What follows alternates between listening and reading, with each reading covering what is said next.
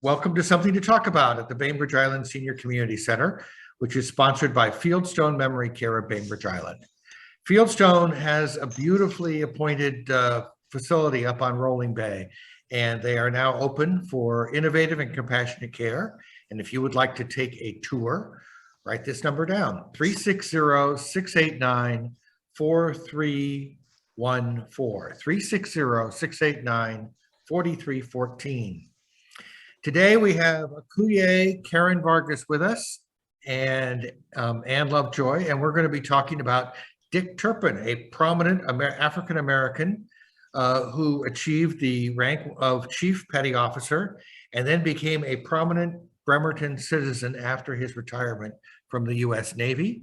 And he is soon to be honored. He died in 1962, but he's soon to be honored thanks to efforts by Akuyea and others. And we're interested in hearing about Dick Turpin and about the plans to honor him. So Ann and Akuyea, welcome. Well, thank you. Thank you, Ann. Thank you, Reed. Thank you to our senior community. This is just an honor to be able to honor Henry Dick Turpin.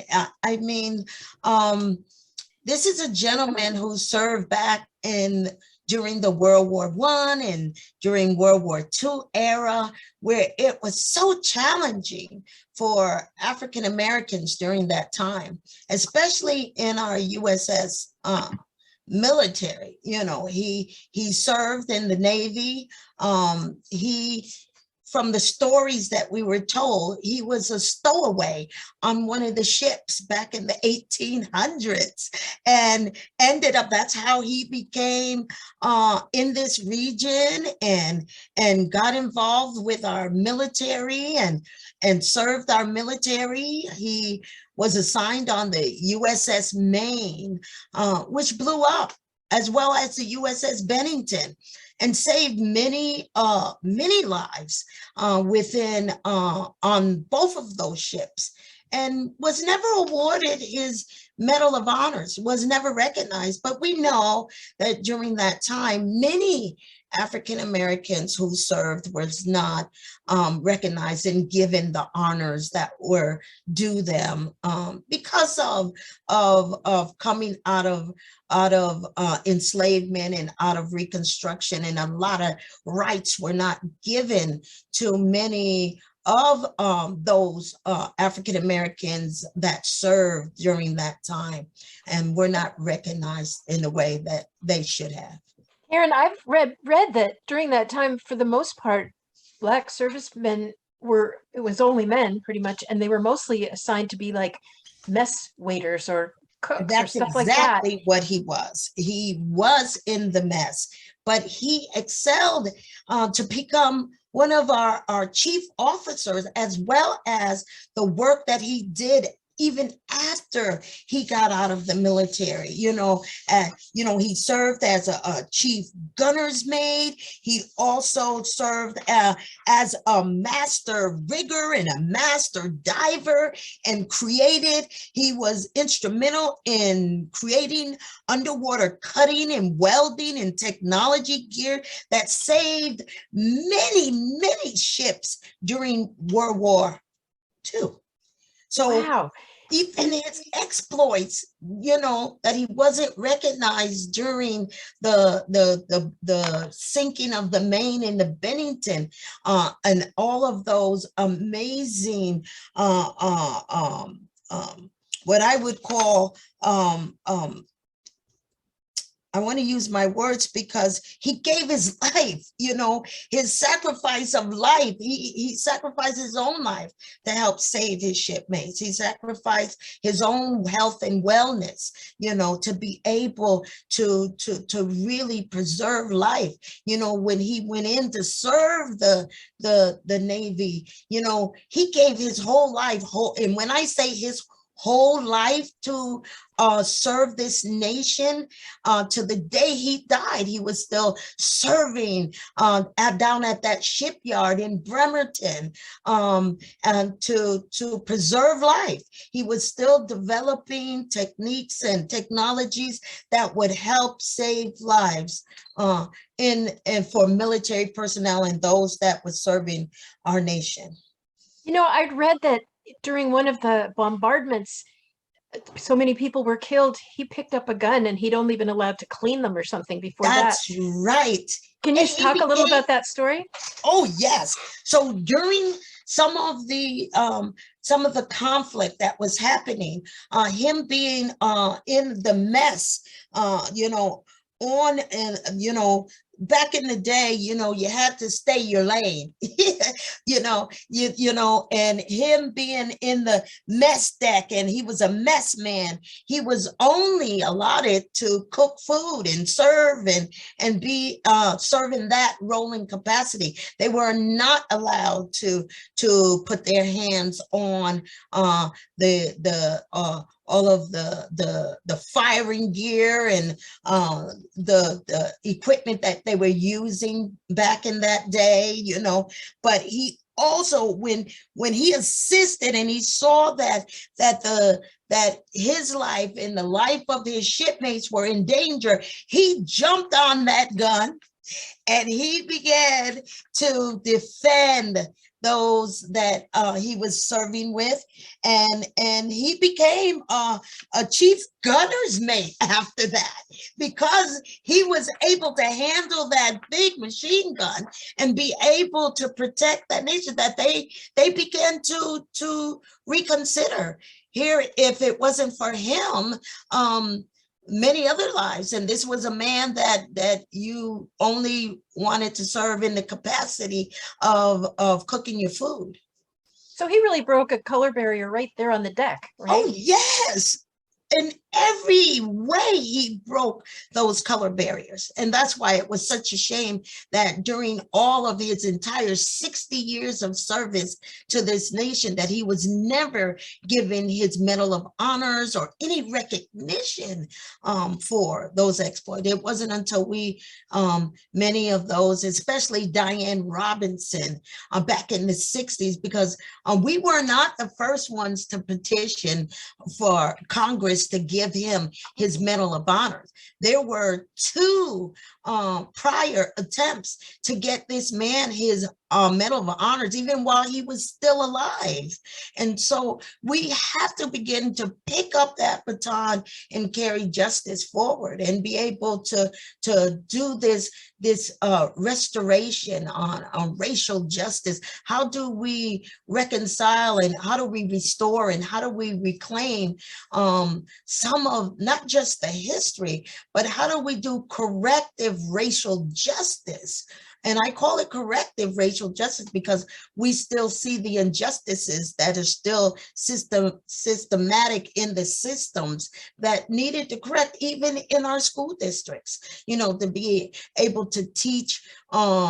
They would say, oh, we don't want to do Black history, and we don't want to, this is American history that those have been erased and eliminated from. How do we do that type of restorative type of moving forward to heal our nation and to heal our communities and heal this history? This history has to be healed as well.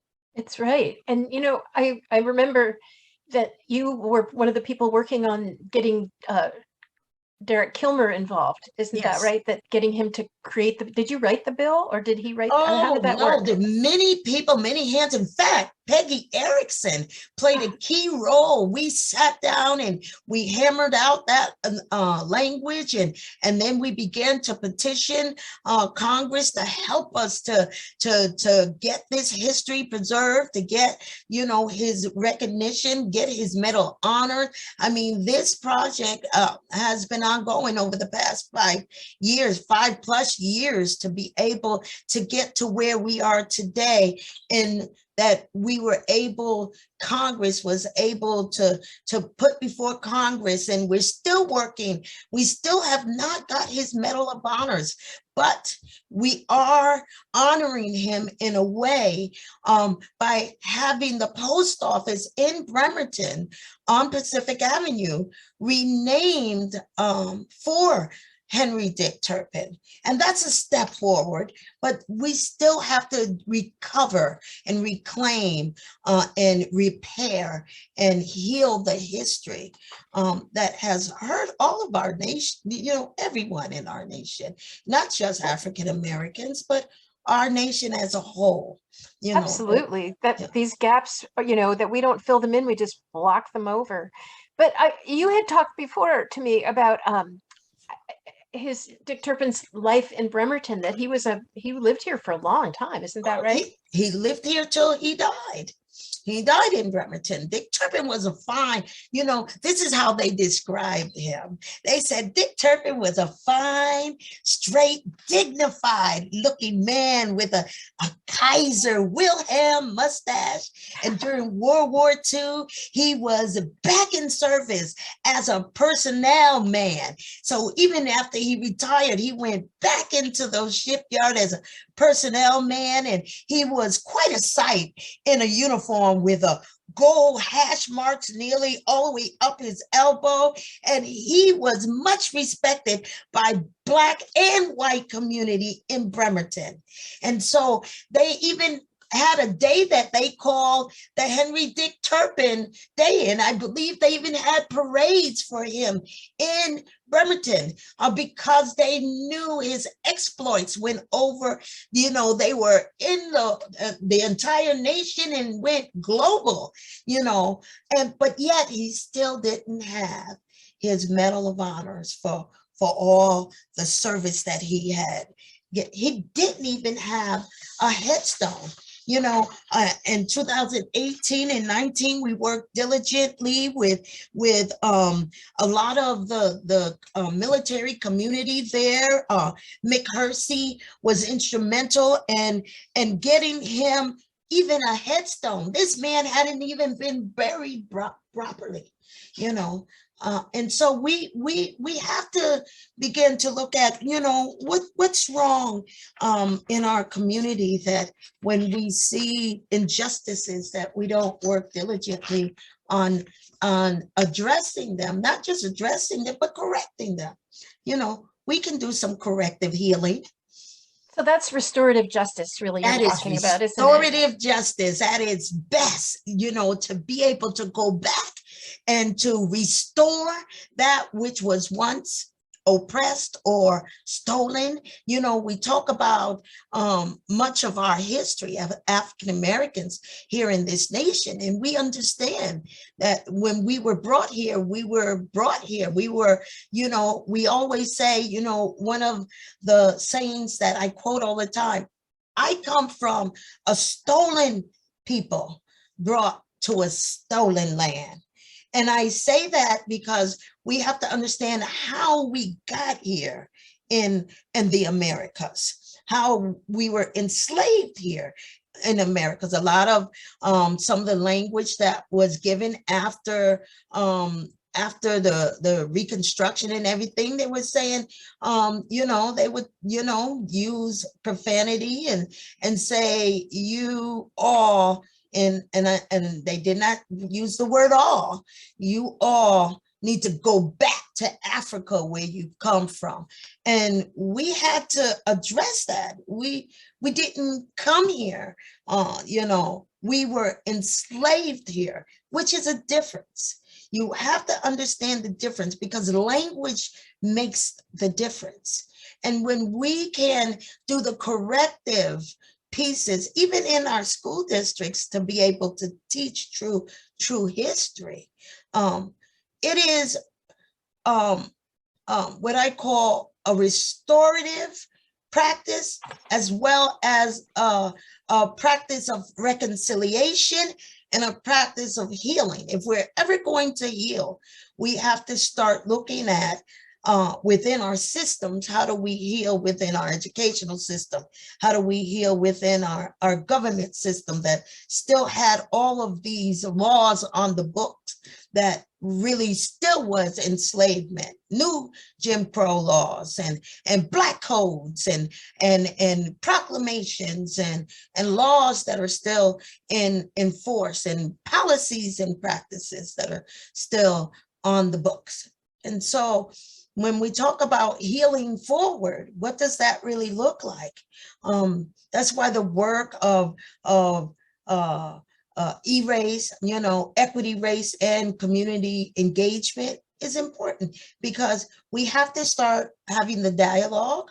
We have to start coming together as a community, as a county, because, this work begins in our own backyard.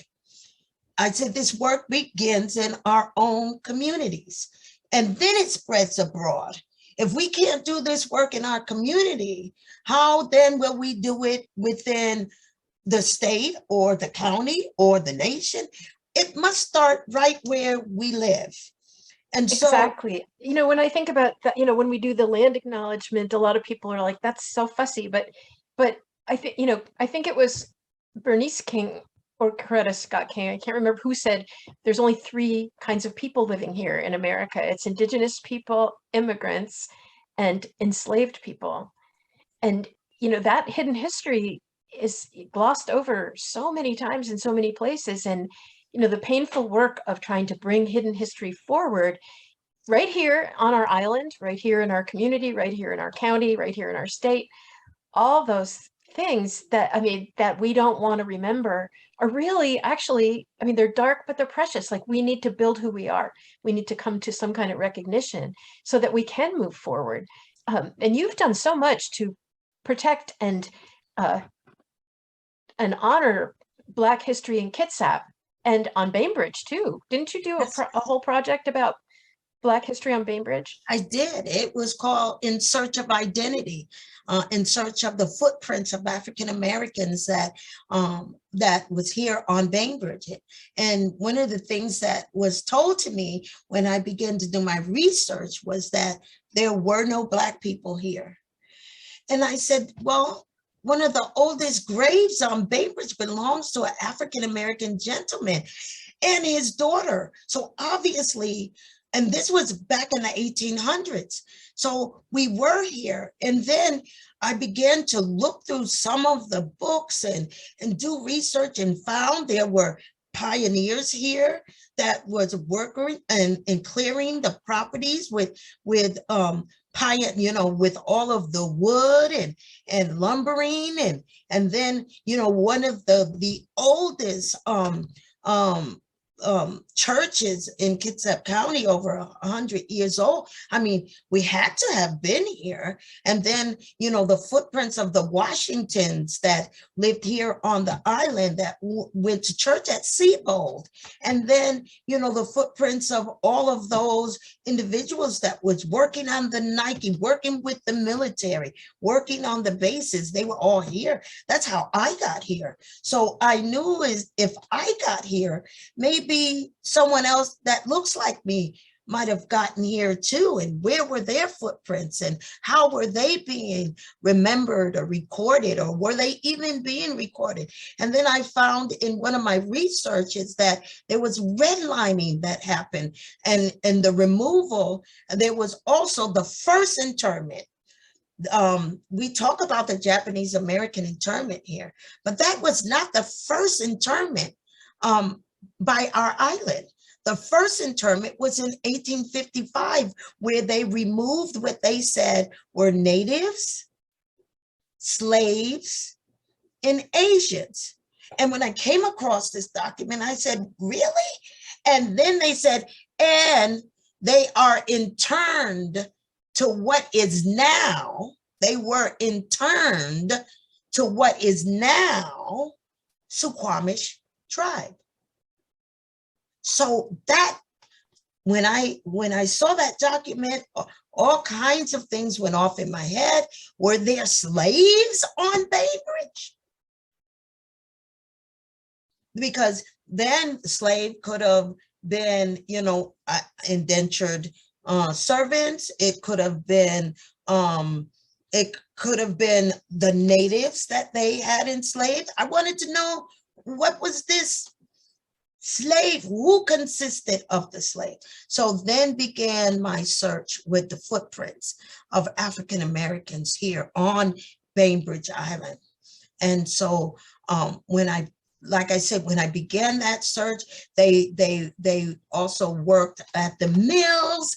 They worked all within the Blakely, community, off the ships that was coming in, and military personnel, and all kinds of things began to surface. And then I knew the importance of the erasure, and then I brought it up to even current times. Who was the first African-American teacher here? Who was the first African-American business owner here? Who was the first African-American judge to Kitsap County who was here? Judge Spearman, all their footprints are here, but those stories are being erased. Those stories are not being told. Oh, Karen, I remember you talking one time about going to the Historic Society and looking at old pictures of the shipyard, the tall ships being built, Yeah. and realizing when you saw a blow up that some of the people working on those boats were Black people. And that at the same time, everyone's saying, oh no, there was no Black people here. It's like, well, who are those people then? So you really had to do a lot of creative digging, didn't you? I think we all do, especially when we want to preserve the culture, the history, and the heritage. And we want to do it in an equitable way. We want to do it as documenting the human story of who was here and their contributions. And so when we talk about the human history that existed here, because that's the way I frame it. What is the human history and footprints of those that were here on this island, in this region, in this Kitsap County, Puget Sound region? Who are all of them, whether they were the Norwegians, whether they were the Russians, whether they were the African Americans. And we don't say African Americans. Many of us don't say African Americans. And this is something that I learned when I went back to Africa for the 400-year return. They said, you are not African American. You are an enslaved African that lives now in the Americas. That is the truth of who you are. And you can say African Americans, but that erases exactly who you are. You are an African that was enslaved to the Americas. You might live in America, but that's not who you are. So that's more hidden history, isn't it? That's more hidden history. And that's ancestral. That's historic language, for all of us to know, because all of us, like you said, are immigrants. We came from somewhere. How did we lose our identity and become white? How did we lose our identity and just become Americans? How did we have to assimilate? All of those stories are so enriching that we understand in which cultures we can look around our nation and we can see which immigrants or which cultures lost their traditions, their ways of life. Even the Native Americans that indigenous to this land, how was their traditions stripped from them? Well, and we know that like the residential schools deliberately stripped their culture from them. Yes. That was a deep policy. So yeah. Deep policy. Again, we go back to systems because they became policies. And we need to do a lot of corrective, restorative justice when it comes down to racial restorative. What does it mean to say the word racial restorative justice? What goes off in our heads when we hear those words? And what do they look like locally? I think, so often we get lost in these giant, like, it's a big national thing, or it's an international thing, or it's a global thing. But what about here and now? So Yes. by honoring John Henry Dick Turpin, that's kind of it seems like a pretty big step in some ways. It is. But it's like the thin edge of the wedge. Like, if you can do that for one person, maybe we can do this for a lot of people. We can do it for many. And I'm hoping that this will be a catalyst for us to do this whole year in 2022, our Living Arts, Cultural Heritage, our Living Life Leadership.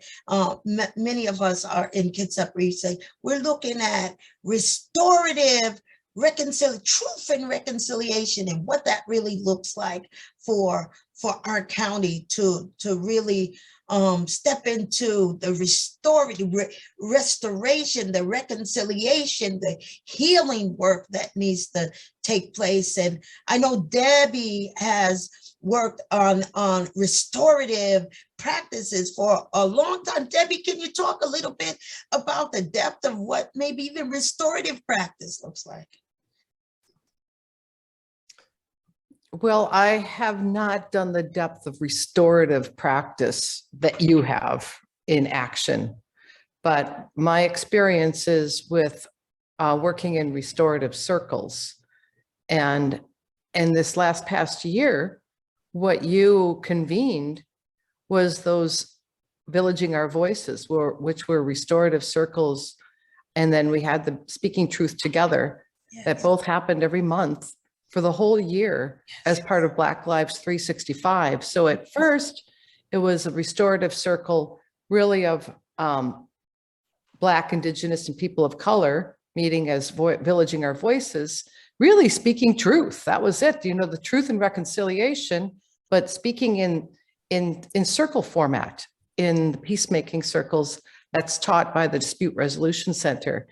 And then we had the European white people who had already done some fairly, deep internal work around looking at our own biases and privilege and sense of white supremacy. We're meeting in a circle, sharing that. And then often we would meet together with the two circles, Villaging Our Voices and Speaking Truth Together. So it was already in this last year in the county, convened by Akuyea, were these two circles, and there were multiple ages, there were some of the high school students were in the group, and then it probably went up to, 85. And so it was not just a mix of the races coming together, the racial diversity, but also the ages. And it really felt like it was like, I don't know, the pot was simmering for, this is a strange metaphor, but this is what's coming, for a soup to keep, continuing to simmer and through these next years, because I know the theme for this year's Black History Month is truth telling and reconciliation, and I know Akuyea is going to the commissioner with trying to start a Truth and Reconciliation Commission, so within the Kitsap Erase Coalition. So it's all part of this restorative work at so many different levels, but my work is around within the circle. Yes. I sometimes call it the wisdom of a circle, when people Yes. gather together in equal voices to share their heartfelt experiences, and and everyone else listens without responding or trying to fix it or anything, but really listens from the depth of their soul to the humanity, the full humanity of the others within the circle. And through that listening and through that being able to speak and being fully seen, I think healing happens just by that circle at a certain level. That's not talking about the systemic things that Akuyea has been talking about, and that's certainly very, very important. But in a community way of, and then, well, anyhow, I'll stop there. Oh, no, you have to continue, because we're talking about this restorative, this whole initiative, whether it's with restorative practices, with arts and with healing, the restorative practice within our community, within our families, with our young people. Even this initiative with Henry Turpin, he's been gone from us. He died in 1962. He's been gone from us for quite a while now. Here we are, all these years later, and we're working on restoring and healing the injustices that was done to this man back in the late 1800s, early 1900s, during World War I and World War II, and even during the civil rights, when he was petitioning even to get his Medal of Honor, still moving towards justice, moving towards healing that and moving these things forward. This is vital. Oh, I love that. And can you read that for us? Well, I don't know because this little computer I have is very small. Reed, can I'm you read happy it? to read it. Yeah. Thank you, Reed. Thank you. So this is the congressional record. This is the actual title of the bill to rename the post office. It is be it enacted by the Senate and House of Representatives of the United States of America in Congress assembled John Henry Turpin Post Office Building. And so the idea here is the speaker is asking for a vote, and Congresswoman Carolyn Maloney of New York says, naming a post office after John Henry Dick Turpin would honor his distinguished service and unwavering commitment to our country. She says, I would like to thank the honorable member from Washington, Representative Kilmer, for this legislation. And then says that, Mr. Speaker, I yield my time. I would like to rise in support of this that would designate the facility of the United States Postal Service located at 602 Pacific Avenue in Bremerton as the John Henry Turpin Post Office Building. After a distinguished career serving in the Spanish-American War, the Boxer Rebellion, and World War I, and being disallowed from re-enlisting during World War II because of his age, Mr. Turpin instead volunteered to tour the Navy training facilities in defense plants, to speak to African-American sailors. After his retirement from active duty in the Navy, Turpin worked as a master rigger in Bremerton, as we heard. His service is to be commended, and because of that, I urge my colleagues to support this legislation. And so it passed. Yay! So that's a national, that was like Congress people from all over the country getting behind this. Yes. And every time that kind of thing happens, I think it opens a window in that state and in every state, right? That more and more awareness bubbling up about how to do what restorative justice can look like. I think sometimes people have said, well, what does it matter? He's dead. It's like, well, it matters to everybody else too.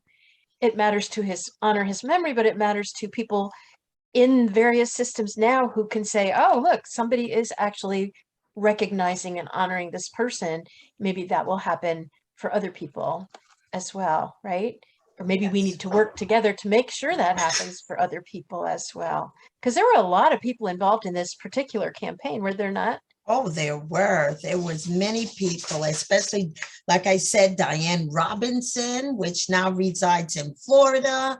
It was myself, Peggy Erickson, the Living Life Leadership students, Kitsap Erase always supported, these initiatives, as well as Kitsap Surge, and even our commissioners. Everyone has had a part, a role that has been played in moving this type of restorative and justice piece forward. And that's what it is going to take. It's going to take all of us to be able to address these inequities, these injustices, these disparities, to be able to really look at how do we heal when we know the history has caused harm. Can you talk a little bit about the Living Life Leadership? because that seems to me like something that is training a whole new generation or several Oh, generations. yes. Oh, yes. It's vital. It's important. You know, that we give our young people truth, and we teach to the truth, and we teach to those disparities. We teach to some of the social justice, racial justice, living life leadership. We started living life leadership right here on this island.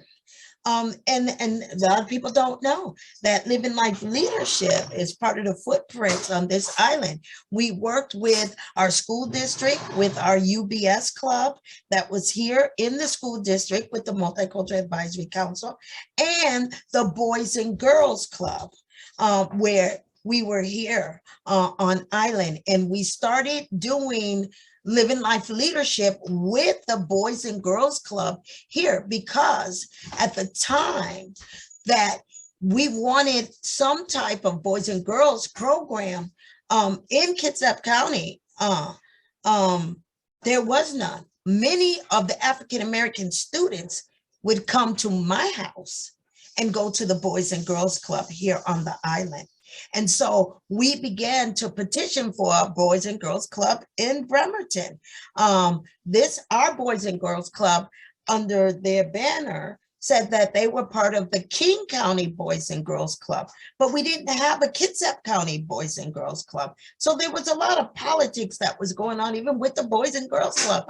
So then at that time, what we did was a satellite program with living life leadership from the Bainbridge Island Boys and Girls, where we worked with students in Bremerton and work with students here on Bainbridge. And we would take those students to National Youth Leadership, NYLC, right behind me. You can see that. We would take our young people to Minnesota, work with NYLC, work with the Search Institute, work with the leadership. I'm trying to remember the leadership that they had there, which was called NALA, which was Natives, African American, Asians, Latino.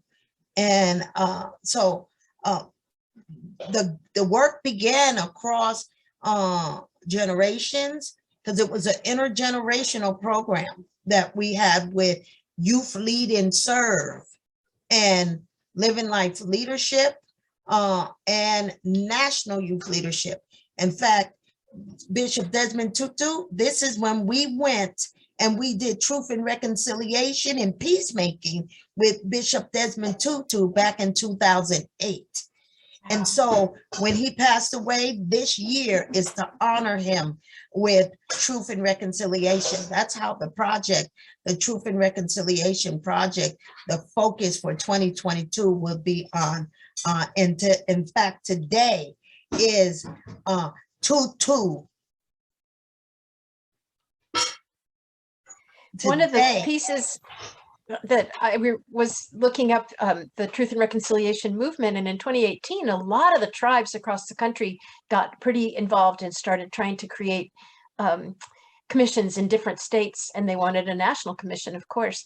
And it looked like a lot of them didn't really get that far. There's a few states that have pulled something off, but are you sort of envisioning that if we can get something like that going in Kitsap, we could move it, enlarge it and have it be a state program eventually? Yes, because you have to start little by little. Sometimes when you go nationally, there's a lot of protocols and, a lot of things jumping through hoops. But when you start in your own community, in your own cities, in your own counties, and to be able to see the work where you're living, then it can grow and spread abroad. See, right now, people, they got the big, huge vision of doing this work at a state level or even a national level. But the work has to start right in your community level. So that is why it's important to do a Kitsap County Truth and Reconciliation Commission.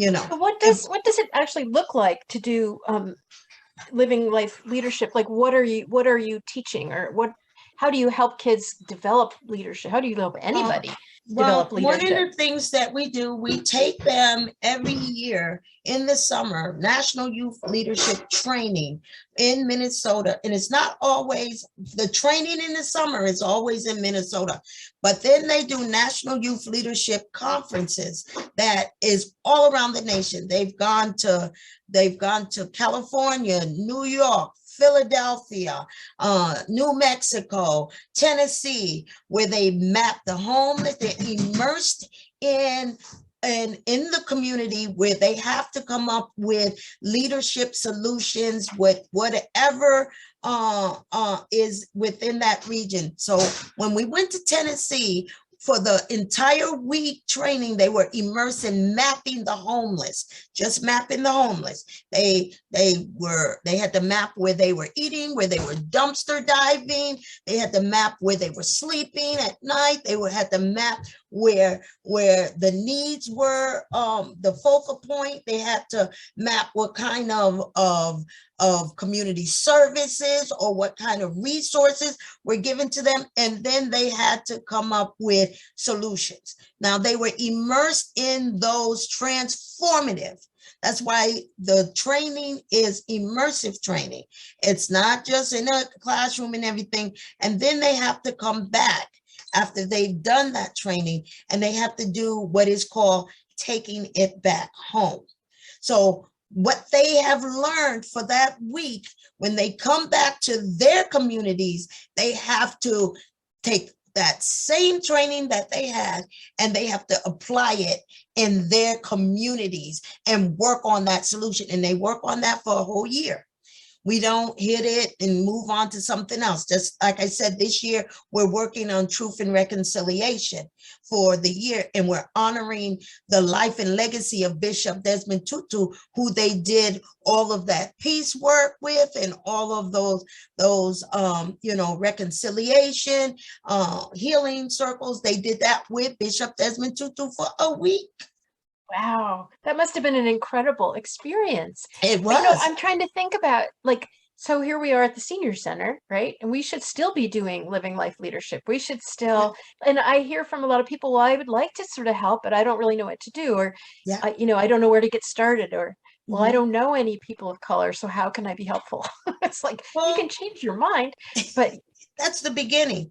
And so when we focus on it, like this year, the focus is going to be on truth, reconciliation, healing, and we're doing it through the arts. So we're doing art justice. We're doing all kinds of things around, art therapy.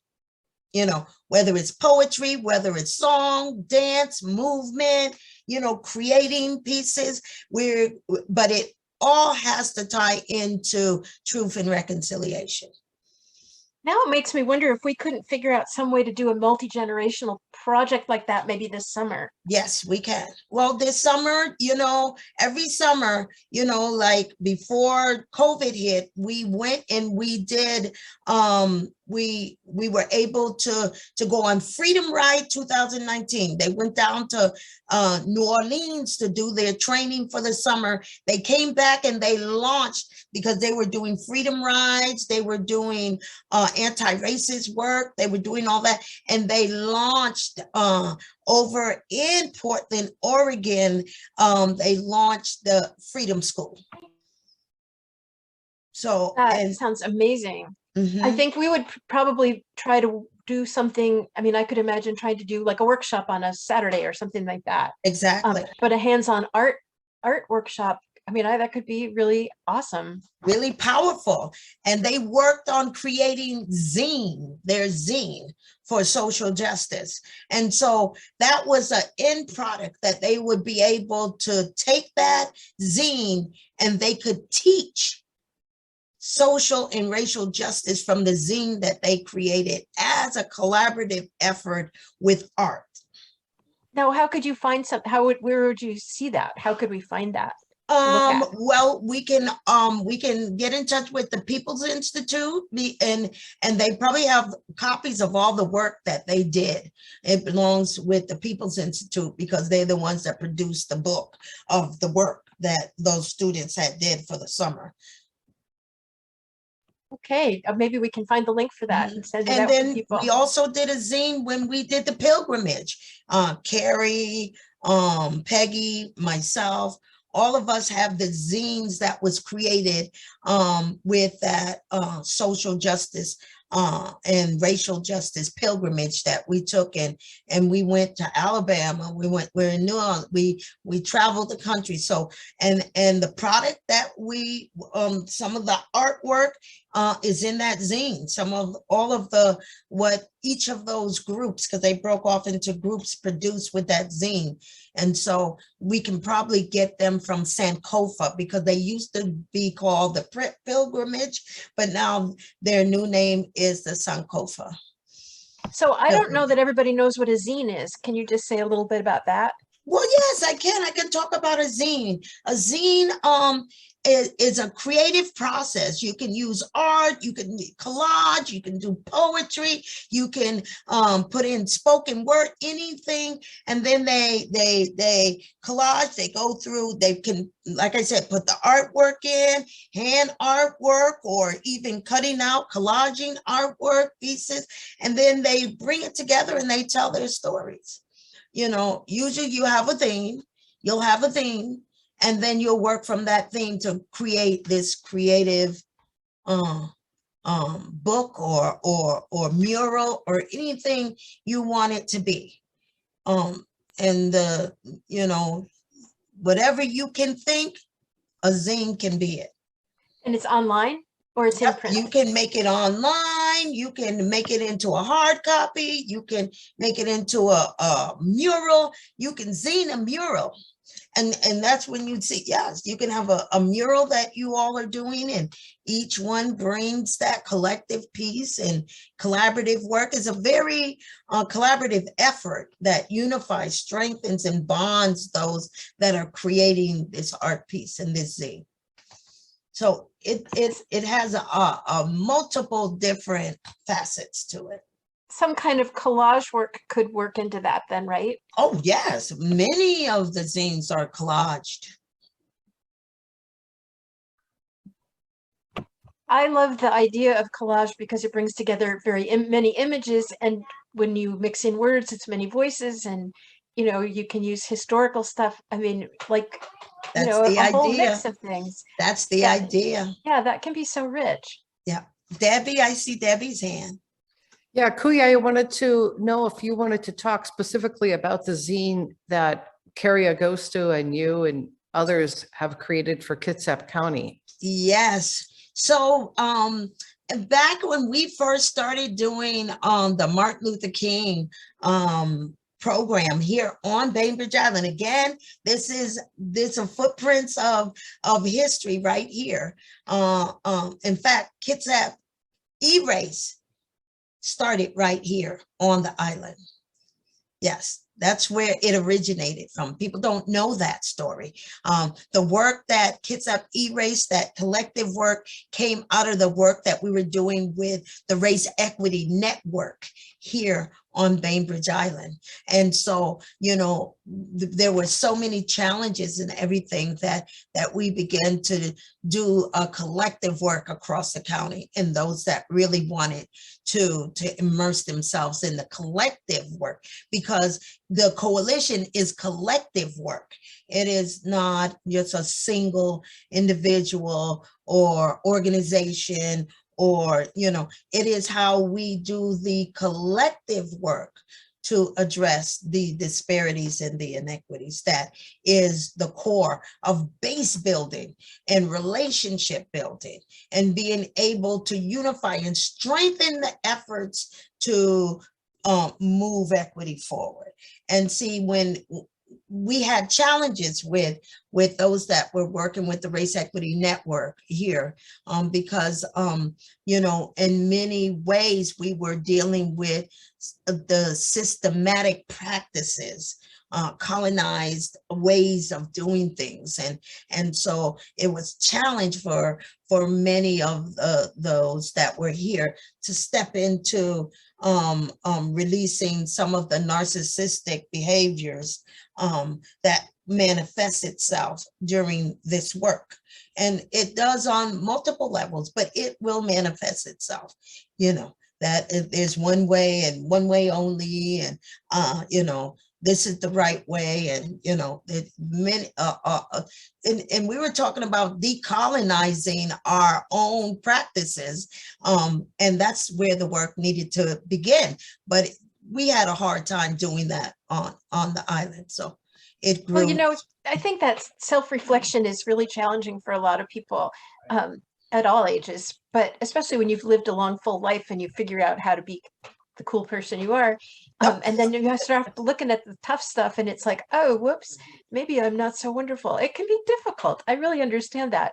And it almost feels like the collective collaborative processes are a kind of circle work in a way. It is. Putting all these people together, and you know, it's very understandable there would be some friction and falling off, but you regrouped and you recreated, you moved into a different format, and it seems like it's really taken off. It has, and that is, you really want to do two very vital things that we teach our young people at National Youth Leadership. You must, once you've gone and been immersed in all of these practices, you come back, and the first thing you must do is your asset mapping chart. And what is that? Everyone that was in your team, all the gifts and talents that each of them brought, all of their strengths that they brought, all of the assets. First, you have to do that. That's a bonding. That's a coming together with the team that you will be working with. You cannot do the process until you do this first. And then the second training that they have to do as a team, as a collective work, as coming together, is their ally building chart. And what we ask each of the students to do is, what initiative are you working on? This is our initiative for the year. Who needs to be an ally to you in this work? If you're working with the government, if you're working in the school, if you're working in community, if you're working with organizations, who are allies? Who in their mission statement says that they're doing exactly what you're doing? And now, with this ally building chart, you have to begin to build a relationship to support the work that you're doing.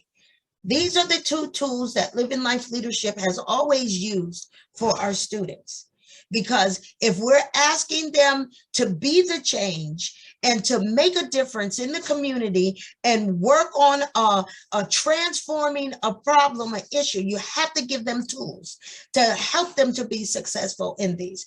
And if we're not supplying them with and equipping them and building them up with these type of skills, these type of trainings, these type of transformative, immersive practice.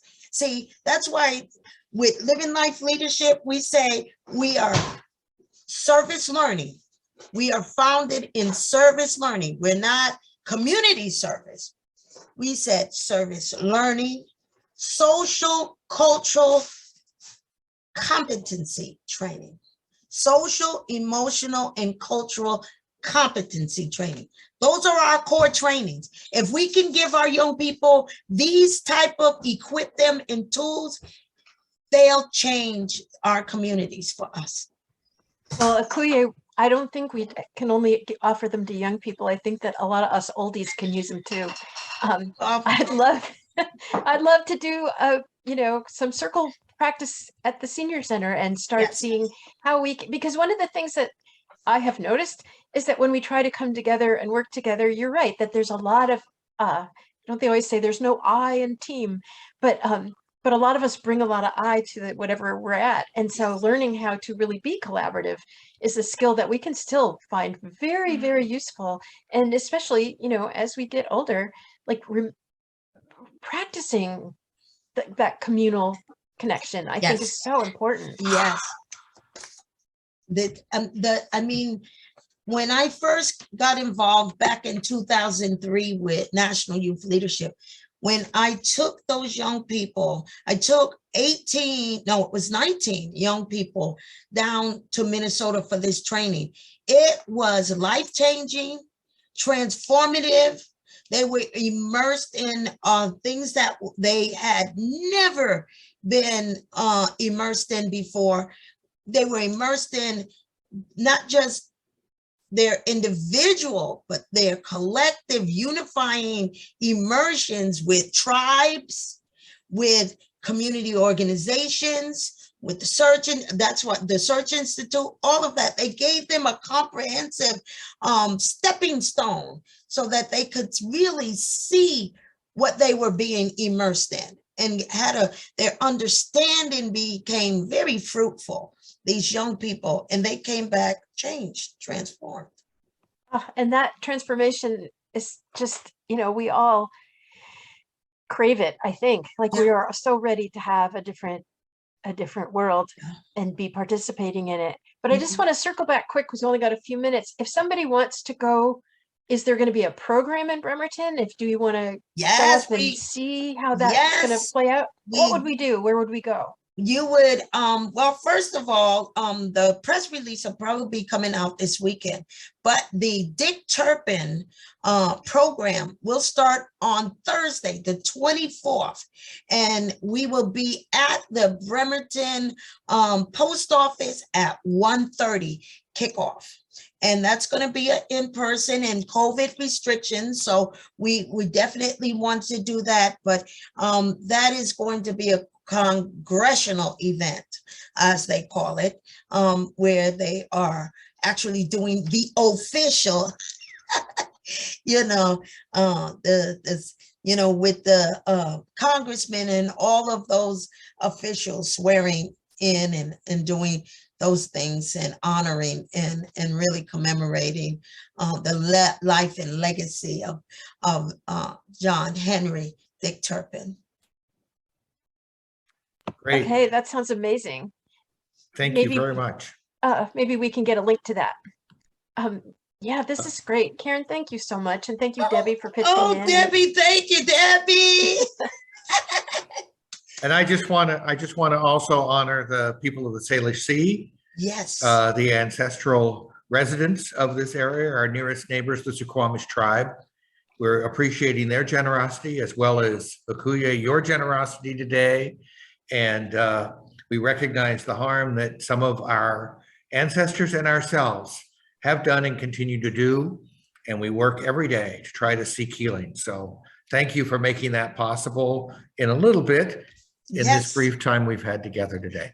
Thank you, Reed. Thank you, Ann. Thank you for our senior community that invited us and wanted to just spend some time just chatting it up about things that we're passionate about and things that we can do to make a difference in our community. All these beautiful conversations normalize the fact that you can have conversations about race and about racial history, about enslavement, and all those things that are difficult, but really important. So thank you again so much.